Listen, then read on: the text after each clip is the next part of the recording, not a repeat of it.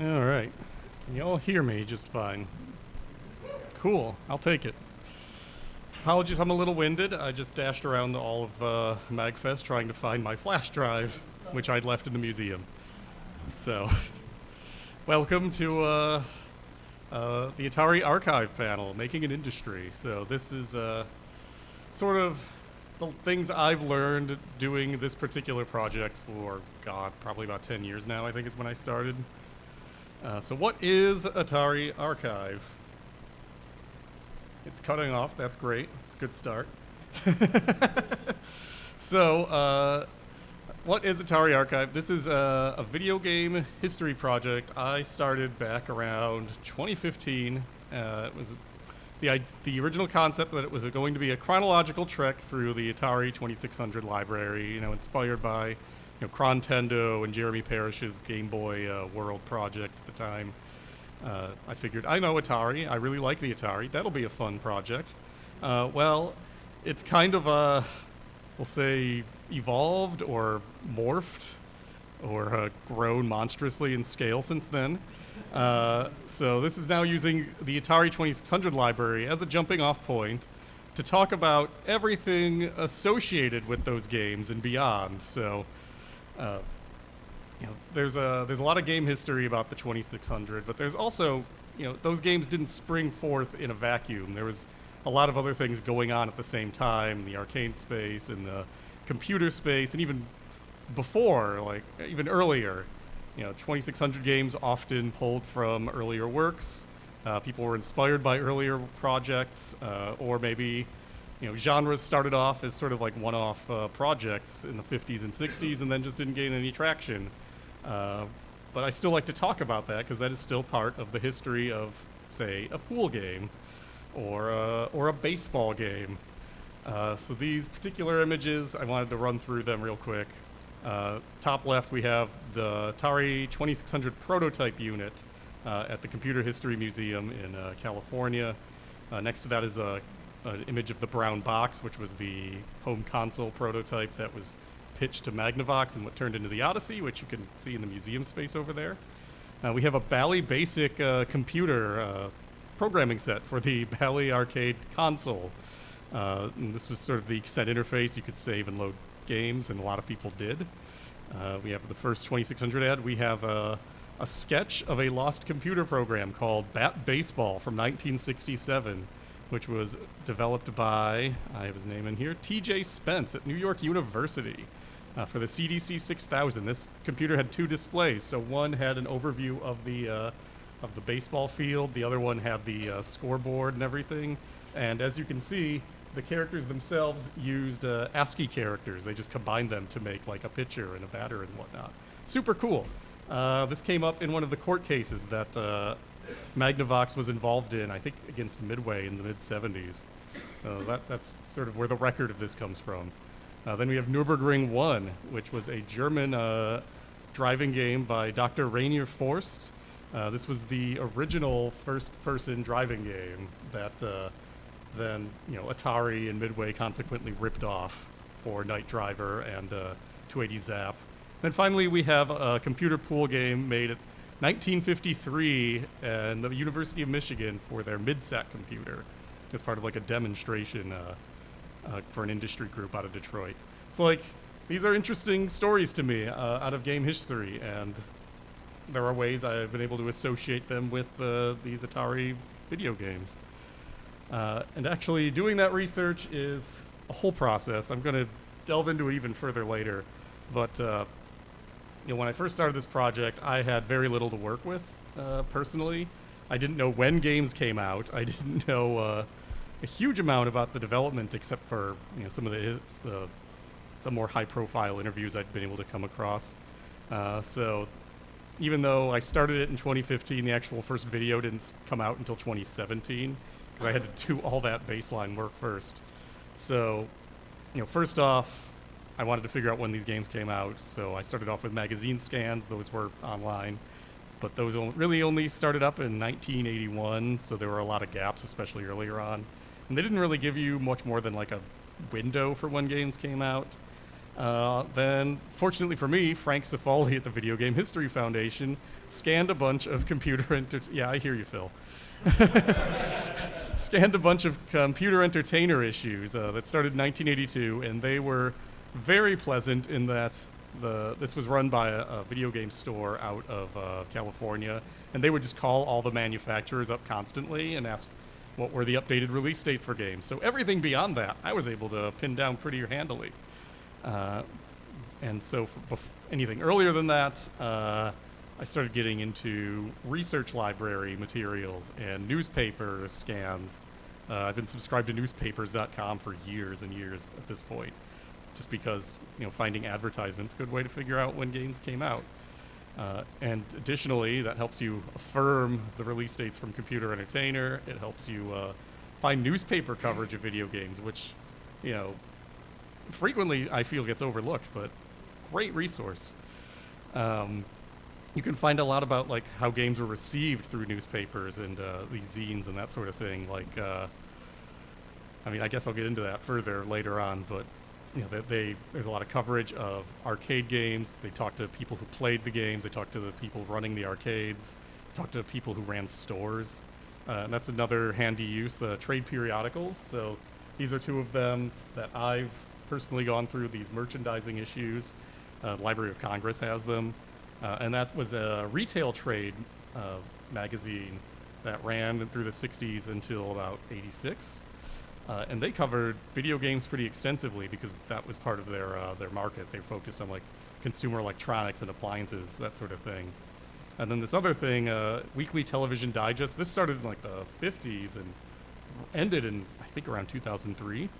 But the University of Maryland has a lot of these. Other libraries do too, and there were some scans floating around from other video game history researchers, but I went through and filled in a bunch of gaps that they had when I was working on my book, the Atari Archive Volume 1, which is where that scan came from. But these have a lot of industry perspectives on these sorts of game releases, industry news, and that helped fill in some very specific gaps. For example, the first set of 1977 2600 games, thanks to Television Digest, I know that Combat came out with the system in August. Everything else didn't ship until September, because there was an article in October that said that all the other 2600 games reached stores 3 weeks prior. So sort of teasing everything together to make this work. There was a lot of collaboration involved too. Again, was able to get scans from different toy industry trades, from other people who do research. Extant years of Television Digest I didn't bother going through. So very appreciative. It's very nice to not have to reinvent the wheel if someone's already done the work. Save yourself some time and energy.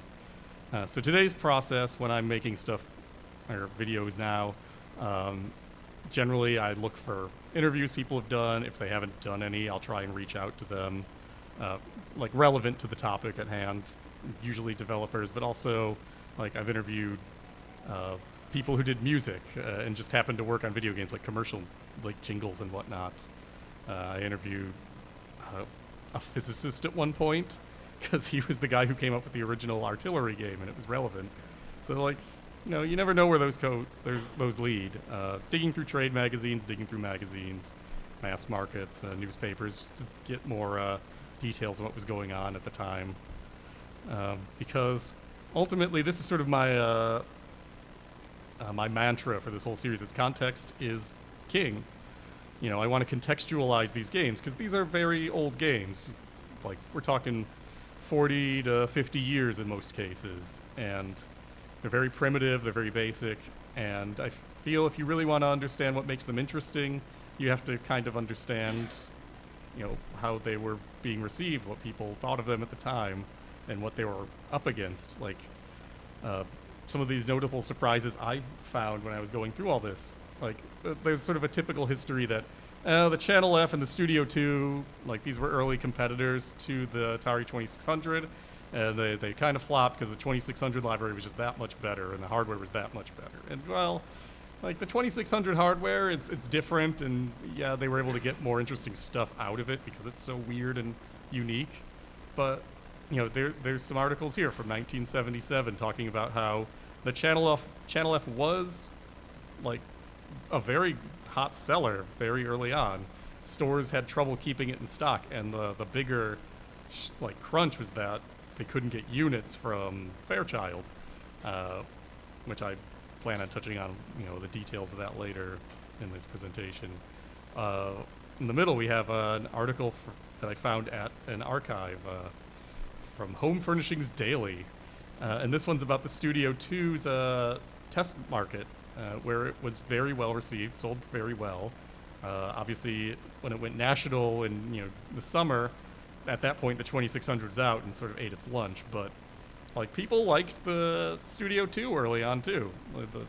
And this last one, this is sort of an article about the stores selling video games, and it talks about early popular 2600 games in there, including basketball, which I wouldn't have singled out as like, oh yeah, this would be the hottest game for the pre-70s or the pre-80s 2600, but here we are. Apparently that and Breakout, which I found in a different article, very, very popular at a time when the system was not super popular. So then I wanted to get into game origins. We're talking about a lot of these games, like Breakout, that's an arcade game, obviously. Basketball, that was sort of based off of the author Alan Miller just being a basketball fan. But some of these are a little more interesting, like Combat. Here's the game that came packed in with the 2600. It's based off of a few games. This was developed alongside the 26 hardware, right? So here's some notes from the developer Larry Wagner talking about different builds of the game cartridge as they worked through the hardware and finalized it.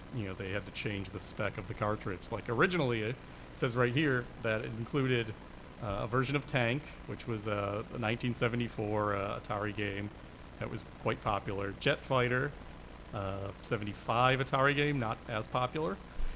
And then also Pong and a racing game. Obviously, those did not ship on the final Combat cartridge. The racing game ended up being used as sort of a skeleton for Indy 500, which did come out in 77. And Pong, that just got trashed. Joe DeCure, when he wrote Video Olympics, he just started from scratch. But the fact is, they had all these there because they wanted to make sure the 2600 could play all these games, because Indy 500, that's based off of a series of Atari race games that were very popular. And between all of these, they sort of cover all the aspects of the system's architecture that are really built into it. Being able to move two sprite objects for players, two missile objects for gunfire and whatnot, and then a ball for Pong. Yeah, so where was I? Oh yeah, and then you can also notice that the biplane game comes in later. That's just like a modification of Jet Fighter. That includes this multiplexing and sprite stretching technology that the system just has built in, just so he could have a big bomber versus a squadron of planes. Functionally, it's not any different, but it looks cool, right? And the system itself, it has a very compared to the Studio 2 and the Channel F. So those are systems that have, if I'm remembering correctly, they have frame buffers, right? So they have to use their RAM to draw the whole screen at once, and it moves a little chuggy, I guess is the best way to put it. Whereas the 2600, they didn't want to spend a lot of money on memory or much else. So the system keeps track of all of these objects in the hardware, more or less. And everything just sort of, or rather, it keeps track of their hitboxes in the hardware. And it draws the screen line by line on the CRT, right? So that's why it's so adaptable, but it also makes it very different from those other systems, and it's why certain games, especially early on, ran, I'd argue, better on the Channel F or even the Studio 2 than the 2600. Look at the baseball games or football games from the 70s between all those, and yeah, 2600 is not doing great. But you can get into more obscure examples too. So here's one of my favorites. This on top left, you have Space War. folks probably heard of Space War, I imagine. It was a computer game developed at MIT in 1962. One of the authors went on to take a job in California, and he brought a copy of it with him, and it became popular over there, I think at Stanford. And so that led to a few different commercialization attempts. What on the left there is Galaxy Game. This was done by, I'm forgetting the name of both of the guys. I think one of them was Bill Potts. But that's basically just running a PDP computer inside of a blue shell. And obviously never made it past 2 units, not really cost effective to have a mainframe computer in an arcade machine. Next to that's a Computer Space. This was done by Nolan Bushnell and Ted Dabney, and it led into them starting up Atari after this game did okay. So that was sort of a whole process in itself. That sort of got developed out further, leading up to Asteroids. But I also wanted to point out this other weird lineage that Space War led to, and that was the computer game Star Trek. In the middle there, that's the Apple II version, I believe.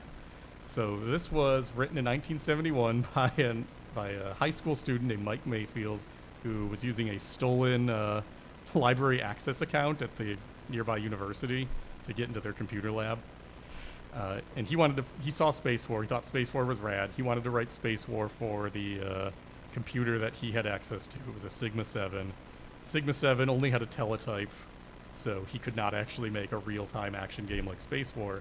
So he sat down with a couple of buddies, and they hammered out this idea for a game that would sort of have the same feel, but it would be sort of turn-based. And what he came up with was based on Star Trek, because he was watching it in reruns, big fan.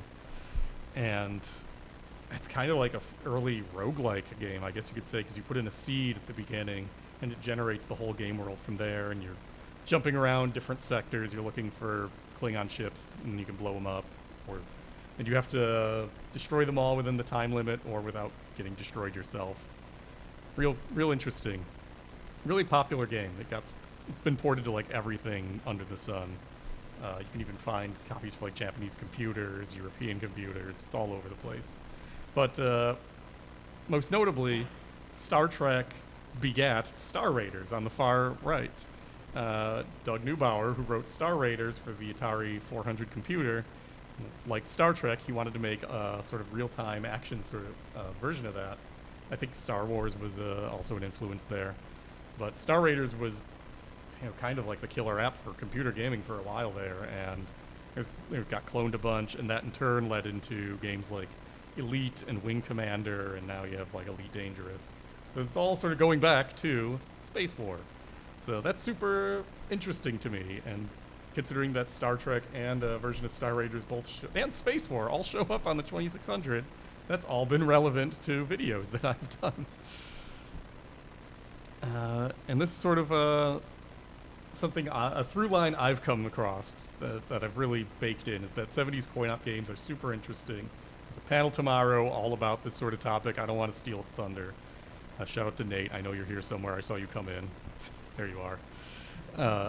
But yeah, 70s coin-op games, they're really fascinating. A lot of them use bespoke transistor logic technology to run the games, and even after microprocessors started being more commonplace, they were still making TTL games. They were still using TTL for sound circuitry or different components, which makes them really fussy to emulate. Not a lot of these have been emulated or simulated, however you want to put it. Not in FPGA or in software even. And you might think, oh yeah, 70s, it's mostly just Pong, and I'm like, yeah, it's true for the first few years, but after 73, the Pong bubble really burst, and people were sort of branching out into different ideas. So you have Speed Race here, or the Midway version, Wheels. This was one of the early video games by Tomohiro Nishikado, who went on to write Space Invaders. And it's one of the earliest driving games from Japan. I think it is the first driving game developed out of Japan, and it has a very different take on racing sort of games than what was coming out of the U.S. The U.S. usually has these top-down, here's the track, here's you driving around it. and this was really more focused on the speed aspect rather than the actual like steering. So it's really interesting. Can't play it. It's not emulated. Maneater. Look at that. Look at that cabinet. Look at that beautiful cabinet. That is so cool. Same with baseball. You have this top-down view of the monitor, and then they just have like this molded baseball crowd like stadium thing around it. So it's like you're looking down on the playfield. Like that's just rad. That's Ramtech's baseball. That's a shout out to Ramtech. That's another great running gag if you're in the Gaming Alexandria Discord. Death Race, huge hit, and 76. Really put Exidy on the map, I would argue. Had big controversy around it. Not emulated, but you can like find a few machines around. If you ever see it, I encourage you to check it out. It is actually a really fun game. We have over here in the corner, these were the Fredotronic. This was an RCA project to make computer arcade games, and this was sort of like a prototype to the Neo Geo in that you had a microprocessor-based motherboard, and you would change games out on cartridges. And they made like 6 of these. They did some location tests, ended up abandoning the project, but like, yeah, the Fredotronic. They're all emulated now. We managed to find some data tapes that had everything, well, not everything, but everything we knew of on there. We were able to get it emulated in MO02. So if you check out that emulator, you can try out these very slight games, but they're cool. Like there's a sword fighting game for 1975. Is it an early fighting game? If you want to call it that, sure, but it's cool that it exists. And then finally we have here, this is an example of an invader house in Japan, late 78, early 79. Like all of these tables, those are Space Invaders machines. Every single one. And yeah, that's how hot that game was. And yeah, you can play Space Invaders now. It's pretty fun. There's one, again, down the hall in the museum. But like, getting that sort of context behind like, wow, this game like is huge, and it's huge for a reason. It like very much had a lot of design sensibilities you did not find in 70s video games before that point. Like, that's cool. That's really important to understanding that history of games. A couple others I didn't mention that aren't on here. Like, you can't play the coin-op game Spitfire in its coin-op form. It was a ROM game. It was based on a microprocessor, but it's not dumped because it was super rare, low print run. But you can play the Channel F conversion of it that was programmed by the same guy.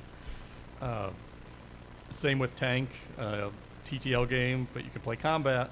You can play Indy 500 on the 2600 in lieu of Indy 800, that sort of thing. So it's good to be able to keep in mind that a lot of these early video game cartridges for the home consoles were just takes on these coin-op games that you can no longer really find unless you are lucky enough to know some really good arcade collectors. And also fascinating, like computer games from early on, like these. I mean, heck, Nimitron goes before the 50s. This is a machine from 1940, from what I remember. But like, these are sort of the primordial building blocks of what you'd get later on, like Nimitron.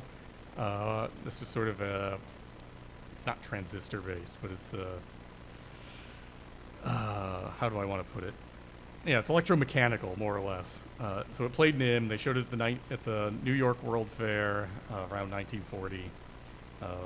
This would be succeeded by like Birdie the Brain, which was a computer that was shown off at a Canadian Expo in Toronto. And I think it was Toronto, but yeah, that also played NIM. And NIM became very common as like a logic game to have on computer systems right up into the Atari era. Because hey, guess what? It shows up on the 2600 too. It's in the Codebreaker cartridge. Here's Computer Pool, written for an expo in '67 at RCA by Larry French and Alfred Tager. This was actually seen by Joyce Weisbecker, who was the first woman to program commercial video games. She did not write a pool game, but when I interviewed her and asked about it, she recalled that she was not terribly impressed by it once she realized that it was running on such expensive hardware. So she was like, 6 or 7 at the time, and she was already like, oh, that was kind of neat. Then her dad told her how much the hardware cost. She's like, I don't think anyone's gonna pay for that. Like, well, you're right. Shoot. This is a CompuColor game, right? And what's interesting about that is not Shoot itself. What's interesting about it is that Shoot is the first rendition that I'm aware of the now lost Dartmouth time-sharing system game Potshot, which was the first artillery game written by Arthur Lorman in the early 70s, probably. He couldn't remember exactly when, and since it's a lost game, I don't have a specific date. But it was written up in People's Computer Company, which was like a newsletter sort of thing about, for computer nerds. And from there, people started making ports of it based on the description, which was like 2 artillery cannons firing at each other over a mountain. Interestingly enough, Lorman told me he had a second version, because he'd written these for like a physics class, right? He had a second version where the guns were in space, in orbit around the planet, and it matched orbital physics pretty closely. So you had to like figure out how to hit the other person with that in mind. Very interesting. I really would love to see that in action if it ever turns up. We have Focal Gulf. This was written 1970, published by DEC, Digital Equipment Corporation, for their PDP hardware. This was a golf game by Gilbert Fair, and it's very interesting how it's rendered. Like, see, it's like drawing the courses. You swing, you choose your angle, your club, all that fun stuff. But it also includes the ability to create your own course and save it onto paper tape. Like, that's pretty friggin' cool. Then we have the Lunar Landing game, written by what's his name? I have it in here. Jim Storer. I believe he's a high school student at the time. This was written around 1969 when the Apollo landings were going on. And then 1974, that was turned into a real-time graphical version by Jack Burness called Moonlander, using a light pen for an interface. Also super cool. Shout-outs to, I forget his actual name, Quarterpast, but he's on Blue Sky, he's on Discord, but he managed to get this stupid game running in an emulator so that Kate Willard could get some screenshots, which is where I took that from. And there was a lot of intermingling of technologies as well. So these are a couple of good examples I came up with. So Sprint 2, arcade game by Atari. This was the game that originated the concept of sprites for video games. Like, this is the first sprite-based video game, right? And the developers behind it, or the hardware anyway, Ron Milner and Steve Mayer, they repurposed this concept for the Atari 2600, which, Indy 500 is the closest analog. I figured, why not? That's fun. So yeah, that's why the 2600 uses sprite objects, because Sprint 2 did. And Sprint 2 actually was influential in other ways. I know the developers behind Galaxian cite it as where the concept of sprites came from for them. So, given how Galaxian was quite huge in its own right in Japan, again, Sprint 2, good job. You really went above and beyond. We have, for another idea of technical mixing, these are actually videos. Let's find out how loud they are. So we have Gorf, and we have, oh, they're not loud at all. Great, take that. So Gorf was an arcade game. Long live Dorf. There it is. Dorfian robots. Attack, attack. Gorf was written by Jamie Fenton. An arcade game. Using no colloquially as the actual game hardware. That was built by Jeff Fredrickson in the 70s. His idea was that he wanted to work for arcade and for like a home console. So obviously we use it for arcades. No, I want to stop playing that one. I want to play this one. Thank you. So obviously got used for arcades, and then it also got used for consoles. There we go. Now it's playing. This was used for the Valley Professional Arcade / Ash Arcade. It's the exact same hardware, just with less RAM and lower res graphics, owing to this less RAM. If you stuff more RAM into this hardware, you can make it do high res. None of the games for it support that, but someone has done like sort of modification work. And like it's an objectively cool piece of hardware. It's sold like crap. I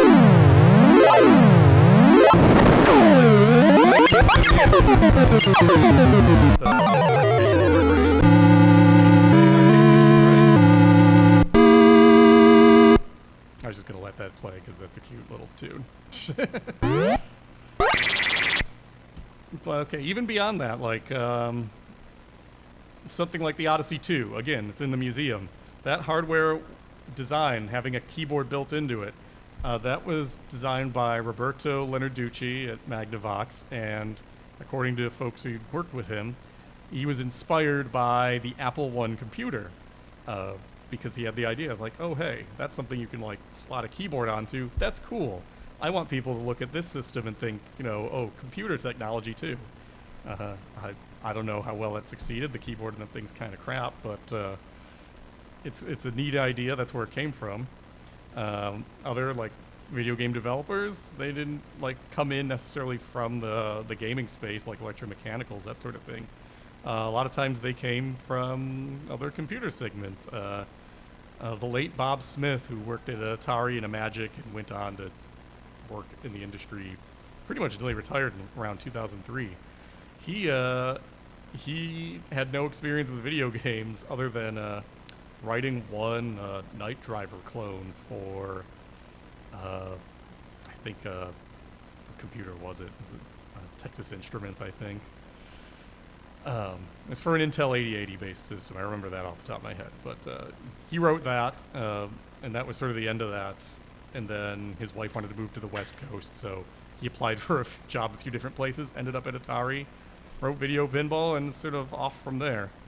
A lot of the programmers that were hired by Mattel to work on Intellivision games, they came from like non-video game segments. They were making like computer programs for industry and banks and that sort of thing. So, there's some mixture going on in terms of just where people were coming from, and I feel like that informs sort of the games that you got out of them. A lot of Intellivision games are very they're sort of they want to be realistic. That was sort of the whole point of the system, but they usually try and go above and beyond in complexity versus what you get on other systems. And I feel like that part of that comes out of not having developers who came up in the coin-op space. Very different mentality. There we go. Yeah, you knew it was going to come up. You knew. So we have historical narratives. They've definitely been distorted over time as something that I've come across multiple times in doing my video series. You're talking about the Channel F. It didn't fail because of inferior technology or because the games were worse, because the games are pretty comparable to what Atari was putting out in the 70s. No, what really did it in is the fact that Fairchild went in big on digital watches, and then that market collapsed, and it dragged the whole company down. And that's something I got to find out more about by, digging into the technology, the interviews that had been done. But also, I interviewed John Donatoni, who worked at Fairchild as like the director of marketing for the system, and like he was able to corroborate that. He was able to add that like their quality control was kind of crap, and they had issues going on with just their manufacturing processes were built very much around the industrial tech market and not retail. So like they would get an order for systems and they'd be able to fill it 6-7 months on because they weren't keeping anything in stock for orders around that. So that kind of screwed them over too. But they were the first company to start selling games year-round, and that's something that Atari picked up on after Ray Kassar came in and Nolan Bushnell got booted out of the company. So again, you wouldn't have year-round Atari games if Ray Kassar had not come in and became the villain eventually. And speaking of Ray Kassar as the villain, everyone slags on E.T. as the reason for the crash in Pac-Man, but that's not really true in either case. Like, Pac-Man sold 7 million copies in its first year, which is multiple times more than the next closest game, which was like Space Invaders. Like, it sold a bunch right when it came out, and then it sort of dropped off in mid-year, and then it sold a bunch more at Christmas time, which we have the data for. Like, we have the internal sales documentation from Atari that shows how many it sold that year.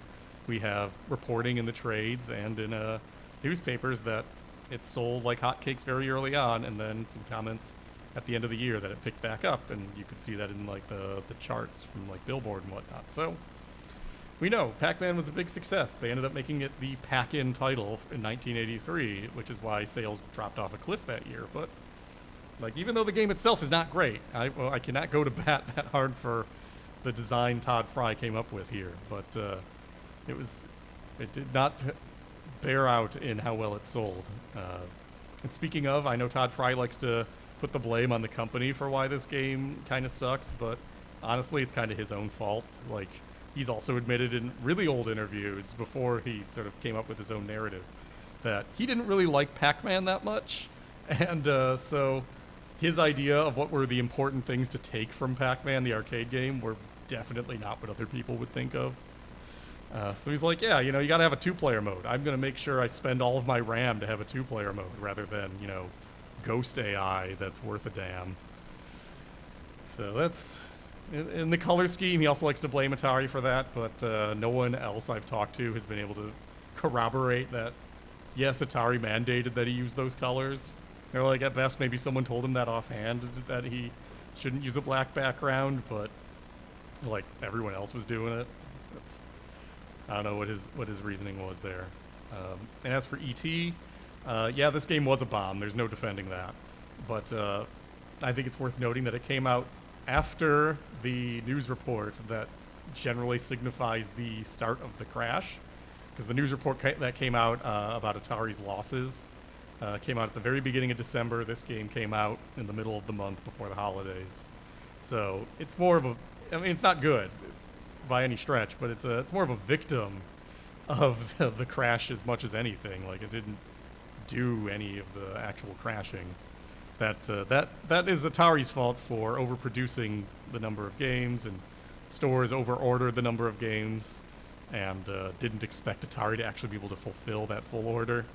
And then they had too much stock and took the next 2 years getting through it all. And finally, like, going back, I wanted to highlight this fun little poll from Merchandising, again, a trade periodical that's discussing Odyssey and Magnavox's name brand recognition versus Atari and Pong. And at the time, Odyssey was the bigger, like, it was the more recognized namesake. I mean, that changed after 1980 when Atari got Space Invaders, and the system suddenly sold as much as it did in the past 3 years in 1 year.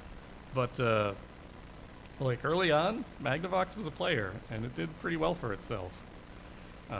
Other weird little things, like Adventure was not that big a hit. It doesn't really show up in the 2600 sales charts that we have internally, which means it probably did not sell, upwards of 1 million units. It was influential, don't get me wrong. There's other Atari games that were done in-house, like Haunted House, Raiders of the Lost Ark, E.T., the Sword Quest games, Superman, which came out like several months earlier, but was also based off of Adventure's engine. Like, those all came from that game, so it did have its legacy, but it was not like the hottest seller out there.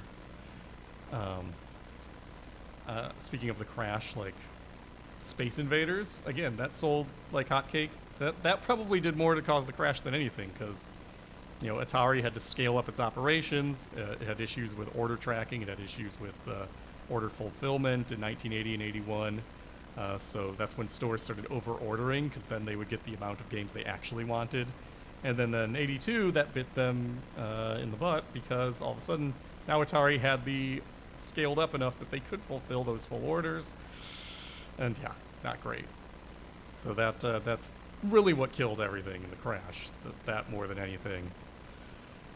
And yeah, I want to get into my research advice, because other folks might want to do this sort of thing too, and I certainly encourage you to do so if you're interested in it. Old interviews, great sources. You can find some from like contemporary magazines or modern outlets. Retro Gamer does interviews all the time. There was one I actually just used in a recent video that they'd done about. I did one from a few years ago about Atlantis, and then there was one more recently about Golf for the 2600 and Circus Atari, and I was able to pull from that. IGN does them every now and then. But yeah, this is a clip of an Ed English interview from 1996 in the Atari 2600 Connection newsletter. As far as I know, it's not online. The guy who ran this newsletter still sells copies, so he does not want it online, so I respected that. But here's a nice little scan I took of the first page of it. Old websites. There was an interview with the developer of Superman, John Dunn. It was done in the year 2000. He died some years later. So it's the only time he'd ever gone on the record to talk about his video game work. And yeah, very in-depth article about the writing of Superman. That website was down, but I found it on Wayback Machine, and since then it's been mirrored on a couple websites, so it's out there. Excuse me. And if I can't find interviews, I'll certainly try and reach out to the person. Sometimes they're on LinkedIn, sometimes they're on other social media. I can get in touch with them that way. Excuse me. Other times, I've just had to take a shot in the dark and try and find them in the white pages and write them a letter. And that does work out more times than you'd expect. I have probably a good 50-50 success rate on that. But, not everyone wants to talk, but a decent number have, and I've been able to, didn't mean to go on too far. And I've been able to get some good information that I'm able to work into my projects, my articles and videos and whatnot. And not just programmers. I mentioned I talked to Ed Bogus before. He's a composer who worked on video games. Actually started out on 2600 games. I think his first one was the Snoopy and the Red Baron. That music came from him, and he did a bunch more. He did a bunch of computer games as well, and he was working on video games into the 90s, I think is when work finally dried up for him. I got to talk to Ron Stringari before he passed away. He was the vice president of consumer marketing at Atari from 1981 to 1983, which is, the hot time. So he had a lot to say about how their business was going and how it fell off a cliff, and why he left the company. And then he came back in the Atari Corporation years under Trammell to, as he described it, sell stuff to clear out stores. It wasn't his official job title, but it's more or less what he did.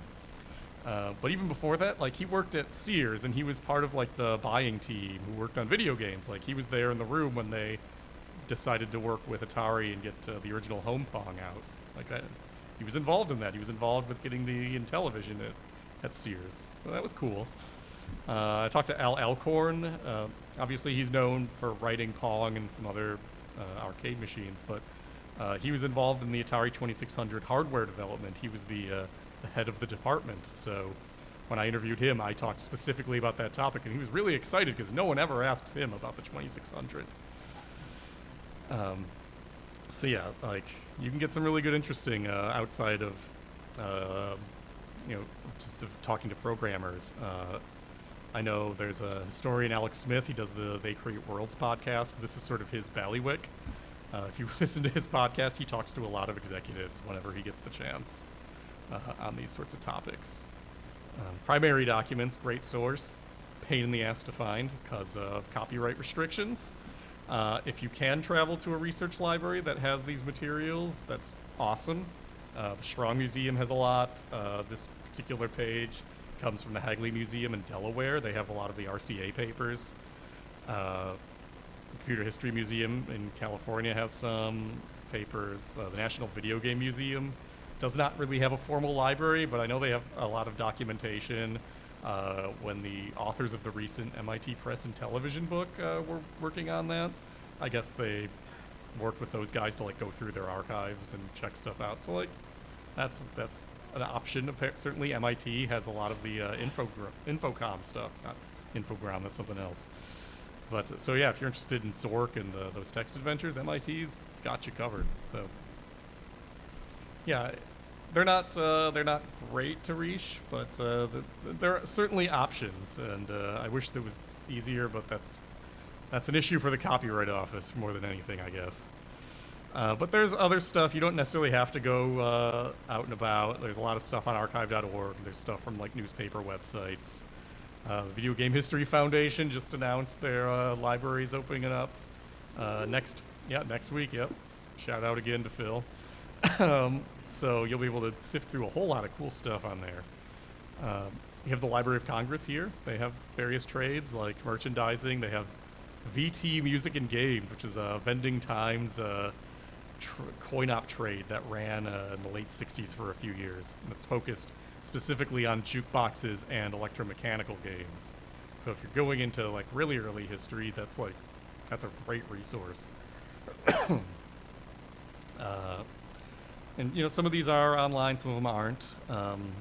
Sometimes you can luck out and collaborate with other folks. Like Gaming Alexandria has a lot of people with a lot of specialties and a lot of information. If you ask around in there, sometimes folks can help you out. Other opportunities, like I have a friend in Milwaukee. The Milwaukee library system has access to the scans of the Milwaukee Journal newspaper, which is notable for this, in my case, because Ed Semrad, a longtime EGM editor, got his start writing about video games for that newspaper in 1983, and his column ran, I think, weekly, just about, until 1991.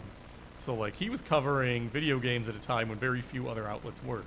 Great resource to see, like, early impressions on the NES and the Master System and the 7800 and, like, what was being sold in that sort of fallow time between that and, you know, the crash.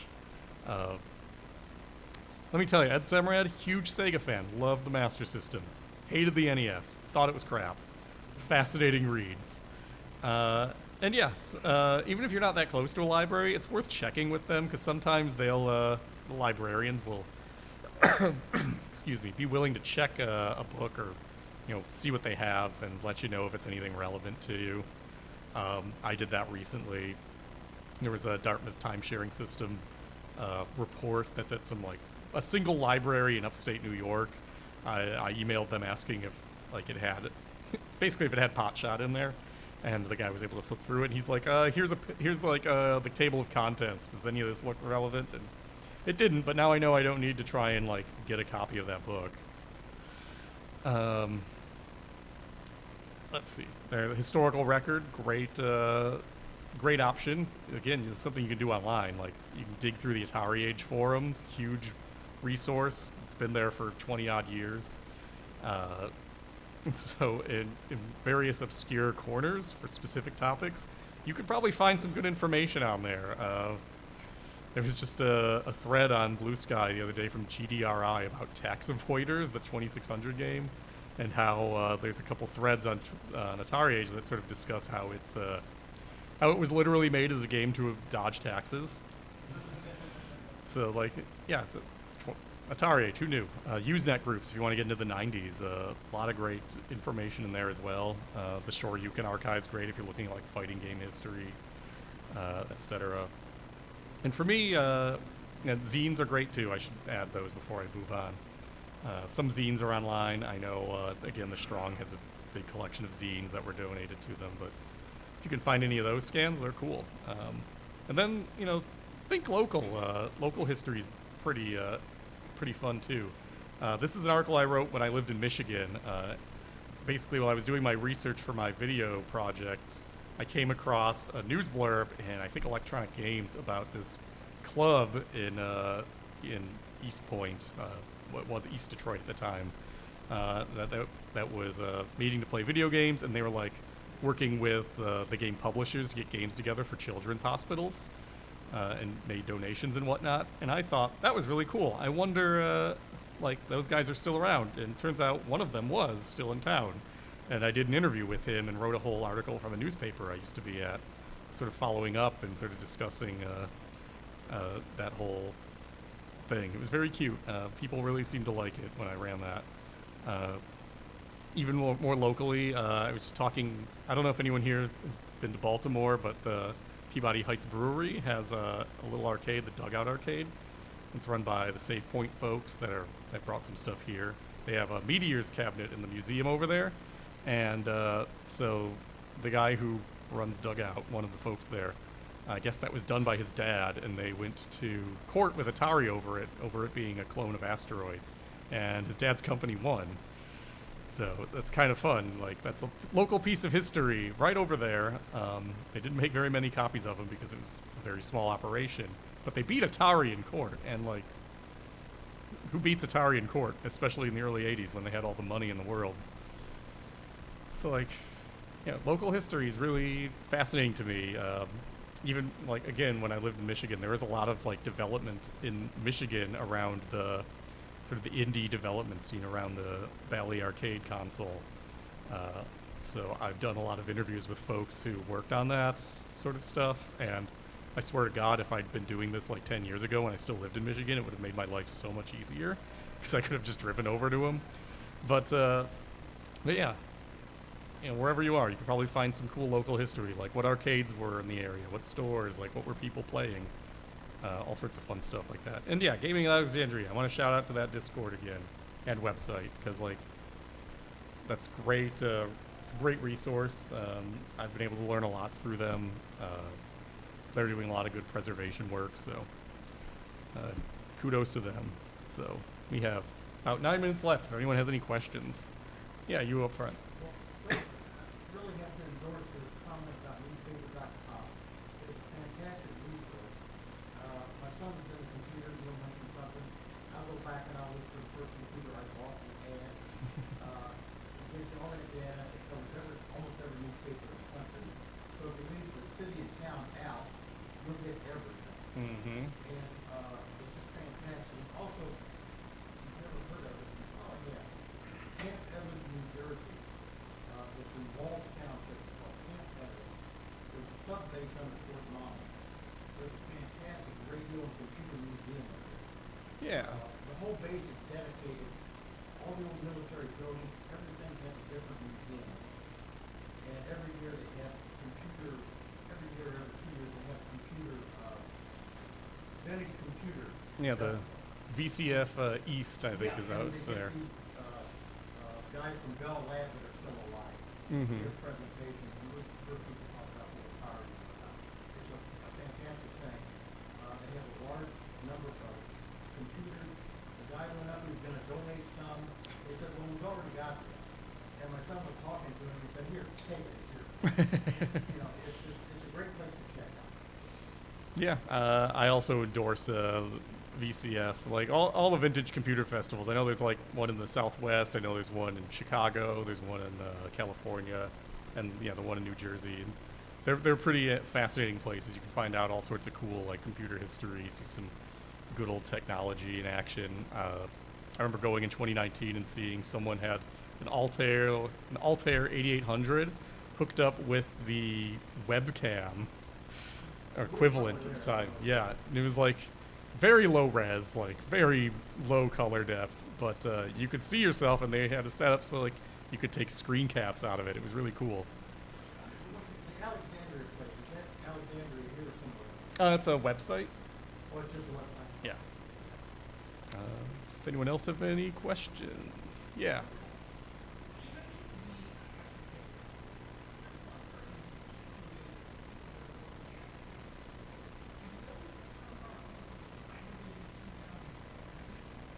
So the question was about the Cybervision 2001, and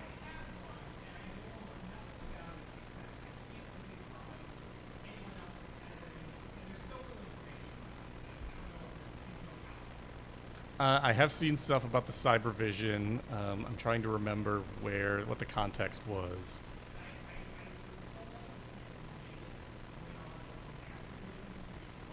Yeah, that's right. It was Yeah, if I remember, if I'm not getting it mixed up with something else, I believe the Cybervision was sold through Montgomery Ward.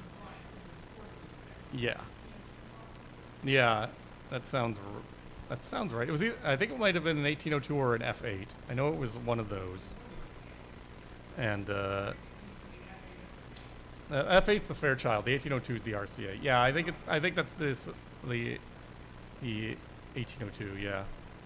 Yeah, I've seen a little bit about it. I haven't delved too deep into it because, like you said, there's not a huge amount. But yeah, I've seen references to it. But yeah, that's cool. I've never seen one in person, so maybe you should see if you can get it for the museum one of these years. So anyway, yeah, you.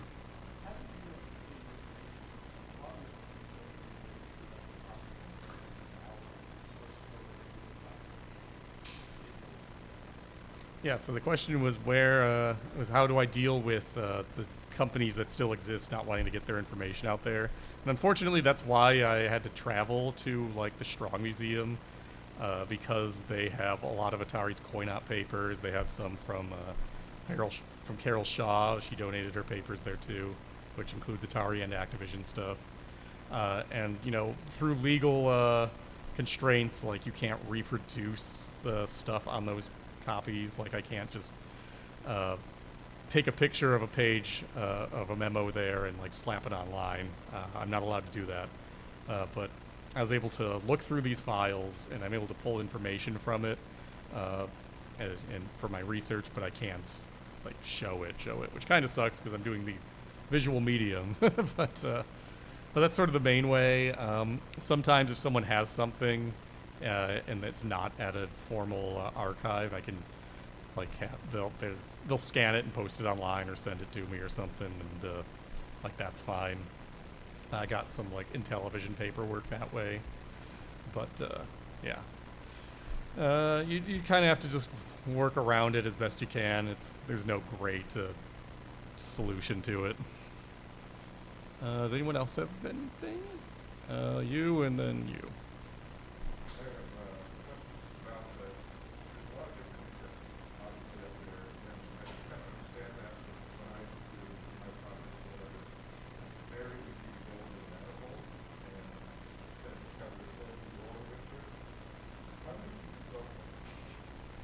So the question is, how do I keep my focus when instead of going down rabbit holes? And in my experience, the rabbit holes usually end up winding up into videos. Like I did one about Activision's Bridge. Like, who cares about Bridge, right?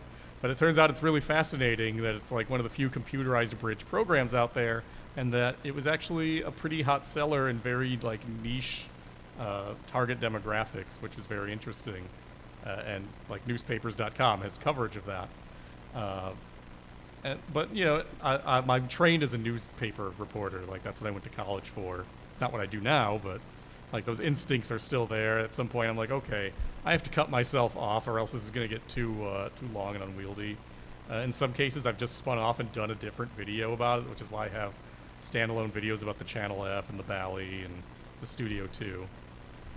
That's sort of my catch-all, where I can dump all of that stuff from my brain.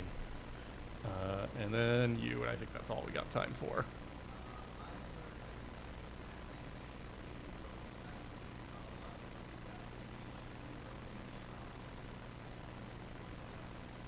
So the question was about the Pac-Man cartridge and how many copies they produced.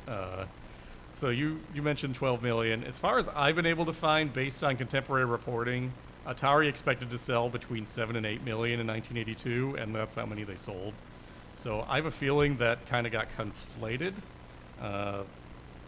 because they did make a lot of copies, because it was the pack-in for 83 when the system was selling, again, like hotcakes.